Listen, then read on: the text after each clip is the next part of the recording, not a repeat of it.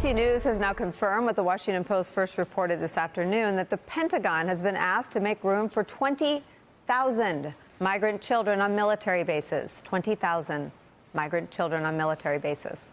That's something the Trump administration is seriously preparing for, starting as early as next month. This news coming as questions mount over the fate of the children already separated from their parents at the border before Trump ended the policy with an executive order yesterday. Many of those children have been sent thousands of miles away from where they last saw their parents. At least 13 states say they're housing those separated children. The Trump administration has still offered no clear plan to reunite these children with their parents. NBC's Jacob Soboroff, who's been incredible on this story since the earliest days, joins us at the table. And NBC's Julia Ainsley, who's been equally incredible following the story and the government's response, joins us from Washington. What do we not understand about what's going on down there? I mean, I think we all really clearly understand what's going on, which is there are 2,300 kids that we don't know what's going to happen to them. I mean, to me, that's the biggest thing that I can't stop thinking about. I mean, I just got back to New York from being down there on and off over the last 6 days. 6 days ago, I went inside that Brownsville shelter with 1,500 young boys that spend 22 hours a day inside a Walmart. And then on Sunday, on Father's Day, I went inside this detention facility where you see little kids sitting in a cage on the floor. And I just can't stop thinking about what happened to those kids. Where are they today? Bill de Blasio said on our air on MSNBC, 239 of them are here in New York City. And when are they ever going to see their parents again? And we just do not have answers, despite the fact we continue to ask every day, multiple times a day. Let's put up the map again of all the states. So they're now spread out over at least 13 states that we know of. I talked to a former national security official who said that, and the only analogy here is in tracking people released. So when you look at people that we deport, they don't leave with SIM cards. Right. And the idea that we're going to take children from these 13 states and reconnect them with their parents who've been deported. And you have to assume that a lot of them left in not conditions that they have a forwarding address with and not only do they not have a forwarding address, we're not talking about people that are walking away with bags of cash. I mean, these are some poor people coming from desperate situations that don't have money to hire high-priced attorneys, much less any attorney, to start calling up the United States to say, hey, do you know where my kids are? They're given a piece of paper, which we were handed, we were in that detention center, that said, call this 800 number, push 1 for English, 2 for Spanish. Good luck. You've also, I saw your tweets last night, HHS, the government, distributed images of 2 shelters, one with girls, the other with girls and babies. They tell you that they were released after airing on Fox. We're not showing those pictures until you or members of the media are granted access. I appreciate that, because first of all, why are they giving them out to Fox News first and having the HHS secretary go there for basically a press conference on Fox News to give this administration side of the story? Why don't you let us in so that we can provide some context to the images that we are seeing out there? And to HHS's credit, I do believe in the coming days we're going to get into a couple of these shelters. We're scheduling that right now. But why is it taking so long? Why is it 1 week since we got into the first one, months after the policy started? Had we been let in there from day one, we wouldn't be talking about 2,300 kids that will now possibly forever be without their parents. We might be talking about far, far less. And Julia, you've reported on ICE. You've broken a lot of news about how it is not just possible, but likely that many of these families will never be reunited. That's true. When we talked to the former acting director of ICE, John Sandweg, who was overseeing the border crisis that was not self-inflicted, but occurred around 2014 when a lot of families and unaccompanied children started coming up from Central America. And he saw in some cases that there were families pulled apart for other reasons than just a illegal entry, a misdemeanor, but they're pulled apart, and that he says in some cases family separation is permanent. And when I wrote that story, Nicole, ICE got back to me and said, well, look, we do everything in our power. If a parent is going to be deported, they can request that their child meet them. But then I got into some of the technicalities. Well, what if they have to leave very quickly because they're being deported? They're on the next plane out. What about if they don't know where their child is? Are they given a number to reach their specific child? Are they even updated on what state their child might be moved to or from? And they couldn't answer those questions. And so it seems like there might be some processes in place, like that hotline that Jacob mentioned. There's really no systematic way to track down 2,300 children and reunite them with their parents overnight. And even more importantly, where would they stay? A lot of these parents are still waiting to have their day in court, federal court for their charges, or immigration court, which takes way longer.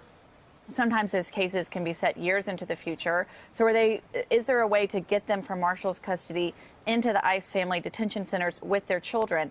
And I don't think that this government would be in a hurry to do that because they are already so pressed for space. We know that there's only a little over 3,000 beds available for families right now, and they're pretty much at capacity. And so that's why they're trying to expand by 20,000 with the Defense Department. I mean, what impetus would they have to reunite all of these people in space that just isn't available right now?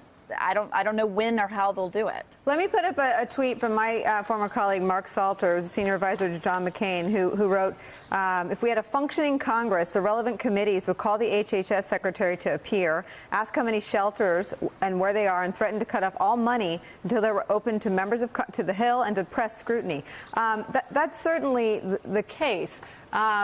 In the old days, when there was controversy around Bush-era terrorism policies, when there was controversy around the influx of unaccompanied minors during the Obama years, do you have any sense that there's anyone on Capitol Hill in leadership that would like to see any of these government agencies held to account? You think anyone wants to ask any questions? Senator Bill Nelson from Florida was turned away from a shelter, not gained access. Is anybody up there alarmed by what's happening?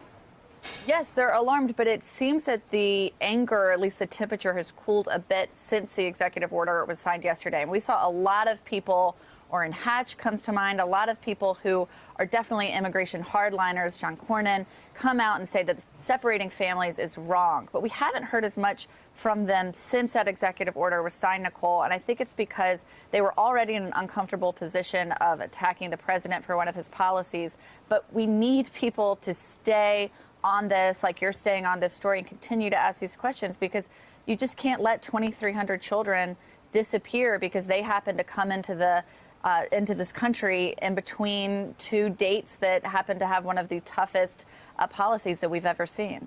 That is the dumbest the Republicans they've lost their minds. That is the dumbest analysis of a scandal I've ever heard in my. It started yesterday when he admitted it was too stupid even for him. The scandal started yesterday. It didn't end. What is wrong with them? And this is where, as much as coverage has been provided on this issue, I'm not sure the American people still realize exactly what happened.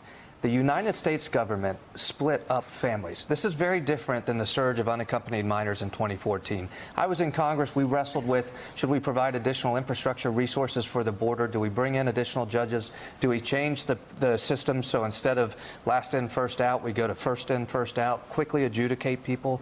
Look, those are policy decisions we've got to decide as a country.